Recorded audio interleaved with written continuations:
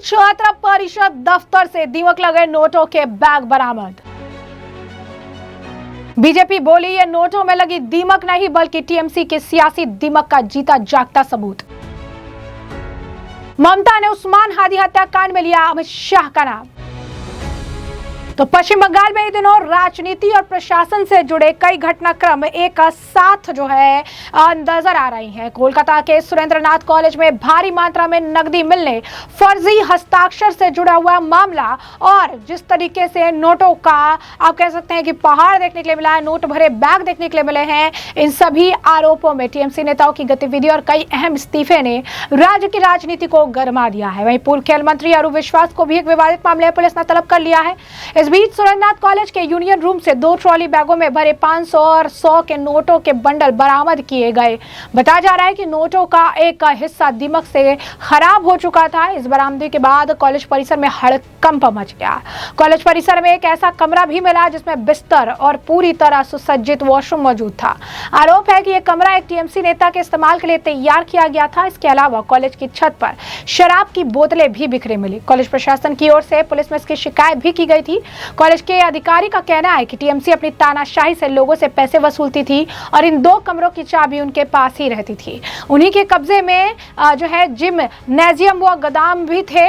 दोनों बैगों में मिले नोटों की गड्डियां काफी खराब हो चुकी हैं। लाखों रुपए के नोट सड़े गले मिले हैं। इस नोटों के बंडल मिलने से, जो नोटों से भरा बैग है, मिलने के बाद सोशल मीडिया पर यह वीडियो वायरल हो गया और इस पर तरह तरह की प्रतिक्रियाएं भी देखने के लिए मिली। बीजेपी ने अपने अलग अलग सोशल हैंडल से इस वीडियो को पोस्ट किया और लिखा कि कोलकाता के सुरेंद्रनाथ कॉलेज के टीएमसी छात्र परिषद दफ्तर में मिले दीमक लगे लाखों रुपए के नोट। ये नोट में लगी दीमक नहीं बल्कि बंगाल के भविष्य को अंदर ही अंदर 15 सालों से खोखला कर रही टीएमसी के सियासी दीमक का जीता जागता सबूत है। इसी के साथ साथ आपको बता दें कि सोशल मीडिया पर जबरदस्त तरीके से इस वीडियो को शेयर किया गया और लोगों ने यह कहा कि तृणमूल कांग्रेस जब सत्ता में थी तो उन्होंने किस तरीके से तमाम चीजों पर कब्जा कर रखा था, किस तरीके से उन्होंने तमाम चीजों पर आप कह सकते हैं जमा रखा था, इससे पता चल रहा है। बीजेपी के प्रवक्ता विजय शर्मा ने भी इस वीडियो को पोस्ट किया, लिखा कोलकाता के सुरेंद्रनाथ कॉलेज में दीमक लगे लाखों रुपए के नोट बरामद हुए। बताया जा रहा है कि जिस कमरे में नोट मिले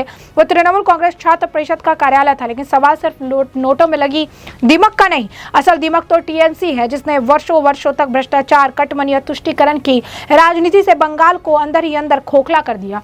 अब दीमक लगे नोट सिर्फ एक कमरे से नहीं, पूरे सिस्टम की सड़ान की कहानी बयां कर रहे हैं। सिर्फ यही नहीं, आपको बता दें कि इस मामले को लेकर बीजेपी के एक और नेता महेंद्र सिंह सोलंकी ने भी इस वीडियो को शेयर किया, लिखा कोलकाता के सुरेंद्रनाथ कॉलेज में छात्र परिषद दफ्तर से मिले दीमक लगे लाखों रुपए के नोट। ये नोटों में लगी दीमक नहीं बल्कि बंगाल के भविष्य को अंदर ही अंदर 15 सालों से खोखला कर रही टीएमसी की सियासी दीमक का जीता जागता सबूत है। इसी तरीके से भाजपा प्रवक्ता प्रेम शुक्ला ने भी इस वीडियो को शेयर किया और उन्होंने भी लिखा कि इसमें नोटों में लगी ये दीमक नहीं बल्कि ये जीता जागता सबूत है कि किस तरीके से जो यहाँ पर इन्होंने सरकार चलाई है, ये 15 सालों तक इन्होंने पूरे सरकार को किस तरीके से चलाया है। अलमारियों में ये सड़न देखने के लिए मिली है। एक व्यक्ति ने तो इसे लिखा भी है कि अंदर मिले सूट के जो नोटों में गड्डियां भरी थी, लेकिन टीएमसी के पाप की कमाई कीड़े चाट गए। टीएमसी ने बंगाल को खूब लूटा, भ्रष्टाचार का पैसा अलमारियों में सड़ रहा है। यही था टीएमसी का असली कटमनी मॉडल। तो ये लोग सोशल मीडिया पर तेजी से लिख रही हैं कि किस तरीके से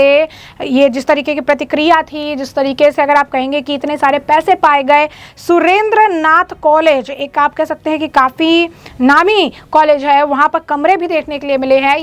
ये भी कहा जा रहा है कि इसमें जो स्पेशल कमरा देखने के लिए मिला, इसका इस्तेमाल किस लिए किया जाता था, जिसने देखा वो सभी हैरान है कि बेडरूम कॉलेज में मिल रहे हैं, सेमी फर्निश्ड बेडरूम मिल रही हैं। इसके पीछे की कहानी आखिर क्या है। और सबसे बड़ी बात है कि इस तरीके से ये पहला आप कह सकते हैं कि कमरा, या इस तरीके से जो यूनियन का इन्होंने कमरा बना रखा है, ये नहीं है। इस तरीके के कई कॉलेजेस जो तृणमूल कांग्रेस के टाइम में थे और तृणमूल कांग्रेस ने किस तरीके से इन कॉलेज पर कब्जा कर रखा था और अपनी मनमानी से ये तमाम चीजें कर रहे थे। एसी बेडरूम सुरेंद्रनाथ कॉलेज से ये मिला है और यहाँ पर सारी चीजें मिली है। सिर्फ यही नहीं, आपको बता दें कि जिस तरीके से नोटों का ये बंडल बरामद हुआ है, इस पर जबरदस्त तरीके की बयानबाजी जारी है। इस बीच बीजेपी के नेता किया घोष ने भी इस वीडियो को उन्होंने भी शेयर किया है। उन्होंने भी लिखा है कि किस तरीके से दीमक ये सारे पैसे खा गए हैं। सुरेंद्रनाथ कॉलेज से ये मिला फैला हुआ है। ये पता चलता है कि कट मनी, जो इनके स्टूडेंट का जो यूनियन था, ये भी किस तरीके से कट मनी पे काम करते थे। स्टूडेंट जो लीडर्स थे वो कितने पैसे लूटा करते थे। अब आप सोचिए कि अगर स्टूडेंट यूनियन के लोग जो इतने पैसे लूटा करते थे, तो फिर आप ये समझिए कि इनके लोग मानी, यानी कि जो इनसे जुड़े हुए लोग थे, जो इनसे अगर आप कहेंगे कि जो बड़े नेता थे, उन्होंने कितना जनता को लूटा होगा। बीजेपी पश्चिम बंगाल ने भी इस वीडियो को जो है शेयर किया है, बताया कि किस तरीके से कैंपस पॉलिटिक्स तृणमूल कांग्रेस की सरकार के दौरान, सत्ता के दौरान देखने के लिए मिलती थी। इतने ज़्यादा समय से इस पैसे को छुपा कर रखा गया है कि यहाँ पर जो है दीमक भी पहुँच गई और दीमक ने इन पैसों को चट कर दिया है। बीजेपी ने इस मामले को लेकर लिखा, लगातार इस मामले पर जबरदस्त तरीके की बयानबाजी हो रही है।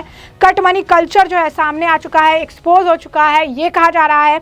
और ये भी कहा जा रहा है कि अब इसे लेकर तृणमूल कांग्रेस को जवाबदेही जो है होना चाहिए, तृणमूल कांग्रेस को जो है इस पर जवाब देना चाहिए। इस बीच अब आपको बता दें कि राज्य मंत्रिमंडल की पहली बैठक भी जो है पूर्ण बैठक जो है पहले पश्चिम बंगाल के मुख्यमंत्री ने अचानक दिल्ली का दौरा भी किया। इस दौरान राष्ट्रीय अध्यक्ष नितिन नवीन से भी मुलाकात की, जिससे राजनीतिक अटकलें और ज़्यादा तेज हो गई और कहा जा रहा है कि ममता बनर्जी की मुश्किलें बढ़ सकती है। इस बीच अब आपको बता दें कि ममता बनर्जी ने एक ऐसा बयान दिया जिस बयान के बाद परेशानी जो है बढ़ गई है। जी हाँ, बिल्कुल सही सुना आपने। अब आपको बता दें कि बांग्लादेश के छात्र नेता जो है उसे लेकर ममता बनर्जी ने बड़ा बयान दे दिया, जिस बयान के बाद इस मामले पर प्रतिक्रिया शुरू हो गई। टीएमसी के संभावित अंदरूनी मतभेदों की चर्चाओं के बीच ऋतव्रत बनर्जी संदीपन शाह एक बार फिर से विधायक हॉस्टल में दिखाई दिए। इस बीच जो है ऋतव्रत बनर्जी ने तमाम तरीके के बयान भी दिया और तमाम जो चीजें की। इस बीच अब आपको बता दें कि बांग्लादेश के छात्र नेता शरीफ उस्मान हादी की हत्या को लेकर पश्चिम बंगाल की पूर्व मुख्यमंत्री ममता बनर्जी के बयान से बांग्लादेश में भारत विरोधी तत्वों को बल मिल गया है। बांग्लादेश के पत्रकार सलाउद्दीन शोएब चौधरी ने एक लिखे लेख में इसका जिक्र किया है। उन्होंने कहा कि ममता बनर्जी के बयान के बाद बांग्लादेश में भारत विरोधी भावनाओं की ओर भड़कने का खतरा पैदा हो गया है। उन्होंने कहा कि ऐसे समय में जब बांग्लादेश और भारत के बीच संबंध रणनीतिक रूप से महत्वपूर्ण बने हुए, क्षेत्रीय सुरक्षा के समीकरण तेजी से बदल रहे हैं, ममता बनर्जी के बयान से एंटी इंडिया नैरेटिव को बढ़ावा मिला है। दरअसल ममता बनर्जी ने दावा किया है कि उन्हें बांग्लादेश में हुए एक बड़ी हत्या के बारे में सब कुछ पता है। आपको बता दें कि उन्होंने आरोप लगाया कि भारत सरकार इसमें शामिल थी। उन्होंने आगे ये भी दावा किया कि जब इस हत्या के मामले में संदिग्धों को पश्चिम बंगाल से गिरफ्तार किया गया तो गृह मंत्री अमित शाह ने खुद उसे फोन किया और उसे इस खबर को दबाने के लिए कहा। ममता बनर्जी ने दावा किया कि जब उनकी पुलिस ने बांग्लादेशी हत्यारों को पकड़ा तो देश के केंद्रीय गृह मंत्री अमित शाह ने उसे व्यक्तिगत रूप से फोन किया। आरोपों के मुताबिक ममता बनर्जी ने आरोप लगाया कि गृह मंत्री अमित शाह ने उनसे कहा था कि वे बंगाल पुलिस को निर्देश दे कि इस गिरफ्तारी की खबर बाहर ना आने दी जाए, क्योंकि ये राष्ट्रीय हित का मामला है। उन्होंने यानी एक न्यूज सेवा पोर्टल के हिसाब से ममता बनर्जी ने टिप्पणी जो है कोलकाता के धर्मतल्ला में वाइट चैनल पर धरना प्रदर्शन करते हुए जो है की है। यह घटना तृणमूल कांग्रेस के पश्चिम बंगाल विधानसभा चुनाव में सत्ता गंवाने के लगभग एक महीने बाद हुई है। उनकी टिप्पणियां उस्मान हादी की हत्या की तरफ इशारा करती दिखाई दे रही है। ममता ने कहा कि मुझे इस बारे में सब कुछ पता है और हत्या को अंजाम देने के लिए आपने किसका इस्तेमाल किया था और किन लोगों के नाम सामने आए थे। हालांकि ममता बनर्जी ने अपने बयान में भारत के गृह मंत्री का नाम लिया है और अमित शाह का नाम नहीं लिया। बात बहुत साफ है कि ममता बनर्जी बहुत अच्छे से जानती है कि उनके बयान का क्या असर बांग्लादेश में होगा और भारत बांग्लादेश संबंध से होगा। उनके बयान से बांग्लादेश में भारत विरोधी भावनाओं को भड़क उठ चुकी है। आपको बता दें कि उस्मान हादी बांग्लादेश के एक छात्र संगठन जो है इंकलाब मंच के संयोजक और एक मुखर युवा नेता थे। वे भारत की नीतियों के कड़े आलोचना जो है करते थे और उसका आरोप था कि नई दिल्ली बांग्लादेश की आंतरिक राजनीति में दखल देती है। 12 दिसंबर 2025 को ढाका में चुनाव प्रचार के दौरान अज्ञात हमलावरों ने उनके सिर में गोली मारी थी। इलाज के दौरान 18 दिसंबर 2025 को सिंगापुर में एक अस्पताल में उसकी मौत हो गई। इस घटना के बाद बांग्लादेश में बड़े पैमाने पर भारत विरोध प्रदर्शन हुए थे। मार्च 2026 में पश्चिम बंगाल पुलिस की स्पेशल टास्क फोर्स ने इस हत्याकांड के 2 मुख्य संदिग्ध फैजल करीम मसूद और आलमगीर हुसैन को गिरफ्तार किया था। पुलिस जांच के अनुसार ये आरोपी हत्या के बाद मेघालय सीमा के रास्ते अवैध रूप से भारत में दाखिल हुए थे और पश्चिम बंगाल में छिपे हुए थे। बांग्लादेश में ममता बनर्जी के बयान पर अब तीखी प्रतिक्रिया आई है। बांग्लादेशी पत्रकार सलाउद्दीन शोएब चौधरी ने लिखा कि ममता बनर्जी के बयान को बांग्लादेश में भारत विरोधी कार्यकर्ता और मीडिया संस्थानों ने हाथों हाथ लिया है।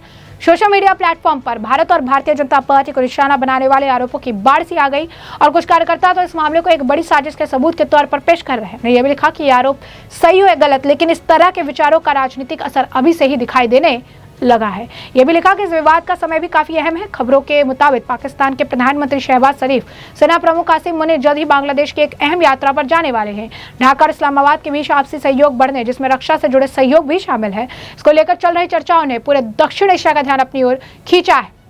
ऐसे में जानबूझकर इस तरीके का बयान भारत और बांग्लादेश में अगर आप कह सकते हैं कि स्थिति खराब और सिचुएशन को जो है बिगाड़ने जैसा हो सकता है, जिससे ये कह सकते हैं कि ममता बनर्जी पॉलिटिकल गेन के लिए अब नेशनल सिक्योरिटी भी दांव पर लगाने से पहले बिल्कुल भी नहीं सोच रही है और ना ही कतरा रही है। तो ऐसे में हमने आपको जो पूरा मामला है विस्तार से बता दिया है कि पूरा मामला क्या है, और इस पूरे मामले पर अब आपकी जो राय हो कमेंट सेक्शन में कमेंट करके जरूर से जरूर साझा करिएगा।